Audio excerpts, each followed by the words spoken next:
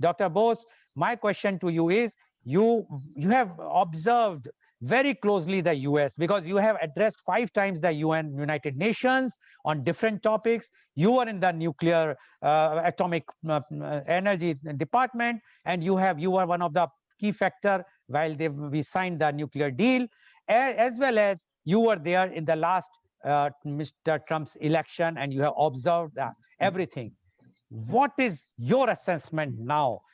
As you have mentioned that there will be no difference, but what you feel, who is going to have the advantage to come to the power, and in turn, will they change their policy towards India, or it will be better now if let Mr. Trump will come, whether the Indian relationship will be better, or even if Mr. Biden and Kamala Harris will come, they will also change their tone and they will try to have more good relationship with India. Dr. C.V. Anand Bose, please. Mr. Goel, there is nothing static in international relations and diplomacy. There is an essential dichotomy between theory and practice in diplomacy. Therefore, I agree with Mr. Agarwal also. It's not the party that matters, but the individual which matters. I would amend it. The proof of the pudding is in the eating. See, theoretically, we feel Indians are supportive of Republicans. Republicans will help us. Democrats will help us. Trump is supportive of us. Trump is Republican. Therefore, Republicans will help us. Actually, this is not the formula which actually works. You see, Mr. Agarwal has rightly pointed out, I think the American president who was most, inclined towards India was John F. Kennedy. John F. Kennedy even went to the extent of saying that if China should dare attack India once again, even nuclear option will be used. That was a stand which he took. But in practice, what happened? When India was engaged in a bloody battle with China, the aggressor, what could America do? They were still with us. They were supporting us. Their mind was with us. But Kennedy, even the most powerful person at that time, Kennedy could not do anything because there was a serious crisis at home, the Cuban Missile Crisis. So when your house is on fire, you can't think of dousing the fire in somebody else's house. But in practice, we could not get the support of the American government, even though the president was very much in favor of us. And number two, that is a Democrat. Now the Republican, Nixon. So Nixon was against India. And the reason for it is given in a book which I read. I don't want to put it across here. Mr. Agarwal will know it. He used expressions which in America they are called expletives about the Indian Prime Minister Indira Gandhi. He was against India because he didn't like four-letter words were used. Yeah, exactly. Yeah, exactly. That's why I did not. I said no, you're right. Yeah, absolutely yes, right. unparliamentary words. So he felt. See, there you see, it is not the party but the individual it matters. This Republican individual did not like the Prime Minister of India, so he sent the Enterprise.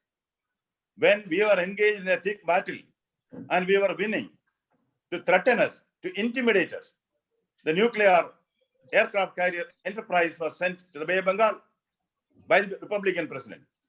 Then again comes another Republican president who lifts all the sanctions against Bush. So naturally, the proof of the pudding is in the eating. In the international relations, theoretically, yes, it doesn't matter who comes to power there. But practically, the disposition of the person who is on the throne, on the chair, is important. That's very, very important. And secondly, having you said about my association with the nuclear treaties. I would say that whether it is Republican or Democrat, I was in charge of negotiating the treaties, not for the nuclear deal with America, but there is a bigger deal, which is for fusion energy. World's second largest, experiment in which all nuclear countries are involved is the fusion energy, ITER, International Thermonuclear Experimental Reactor, ITER, which is in Cadarache, France. America is a partner, Russia is a partner, China is a partner, Japan is a partner, Korea is a partner. All the Euratom countries are there, India is also there. At that time, we had excellent relations with America. But in the negotiation table, what America does is they will listen to all of you and see what is the consensus which is emerging. Normally before the words are written in an agreement, there is a lot of discussions. We emerge at a consensus, then only we put it in black and white. The American strategy is that they will listen to whatever is the consensus, then they will say something else. Because there is a tendency among the Americans, especially the conference table, to assert their views on others. Therefore, this kind of nature cannot easily change. Irrespective of whether the head of the state is in your favor or not, there's an ethos for the country, there's a national character. Whereas India's national character is always give and take. America's national character is take and take. So that we cannot undo. But in the present context, it is not the pronouncements by a particular president, but it is action that matters.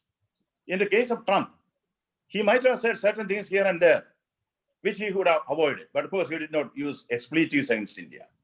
What he does, see, our prime concern, and Agarwal has also stated it, what determines the Indo-US relation is not going to be this election. What determines Indo-US relations or the future will be China. How powerful China emerges. How it asserts. Does it affect the interests of America? There, if they feel to counter a strong China, a strong India is required, then America will be with us. Secondly, as Nixon said, Nixon visited China. It may even happen from what Biden is stating. If he does not have much regard for India, he may even feel, why not align with China? It can happen. See, so many things can happen in international politics. Even miracles can happen if we can take a serious things in a humorous way. You may remember the strategic arms limitation talks, SALT. Nixon was there with Brezhnev. Brezhnev at one point of time said, I can even agree to destroy all the nuclear weapons of Russia. At a great offer, again unipolar, but on one condition. What is that one condition? He told Nixon, you should agree that God is a communist. What a difficult choice. And he said, how can I? Please understand, Mr. Brezhnev. See, I assume office, swearing on the Bible. How can I say that God is a communist? How can I do that? Kissinger showed him, no, don't back out. Get some time. Then Kissinger said, you can easily agree that God is a communist. And Nixon, how? Why? See, in the beginning, there are only two persons, okay? Adam and Eve, right? They did not have anything to eat, only fruits and berries, yes. They had no clothes to wear, only fig leaves, yes. Still, they were made to believe that they are in paradise, which means God must have been a communist. That is where the treaty was signed. Now, jokes apart, when it comes to the real politics, Mr. Agrawal also was underlining the real politics. The real politics is where your interest lies. If you feel that a stronger China can be countered by a stronger India, then America will be with us. Suppose America is not with us. You see, equations are changed. There is one powerful enemy which we are ignoring, one powerful enemy of China, whom China is scared of. That is Japan. The same Japan which had sanctions on us after the Pokhara incident is now with India. If America will see that also. A strong India and a strong Japan may be a much more effective deterrent to China, and China knows it. History has told them. Therefore, I would say we can only wait and watch. The American election is only a temporary phase. If Bush comes or a president who is inclined towards India comes, it's good for India. Even otherwise, the circumstances, the essence, the inevitability of world politics will decide what is the shape of things to come. And one more point, Kamala Harris, she's flaunting that she's an Indian. She forgot it earlier when she was with Pakistan, vociferously supporting Pakistan, and said that she will support the movement in Kashmir. She wanted an independent Kashmir. Where was she an Indian? And then unnecessarily, See, decency and decorum demands that you do not interfere in the internal affairs of a country. She questioned the Citizenship Amendment Act, and it was very, very irregular and unstatesmanlike. Probably at that time, she did not know that she is going to be a candidate. At that time, she was flaunting on her black credentials. Now she is flaunting. My mother was strong. My mother was from Tamil Nadu. My mother was this. My mother was great. My father was a freedom fighter. Now she wants to be Indian. If I don't want to say politics, but to make things clear, there is a good Kamal and a bad Kamal. A good Kamal has bloomed in India. The bad Kamal need not bloom there with Indian support. Therefore, Biden has put his own nail on the coffin by selecting this cohort who is there to alienate even those Indians who otherwise would have supported the Democrats. So let us wait and see. Thank you.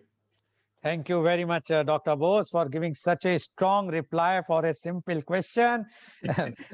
But anyway, this is your style, and the way you have put it, yes, very correctly. No Indian would like that their country's name should go down by anyone, whosoever he or she is. After all, we are for our country. Thank you very much, Dr. Bose.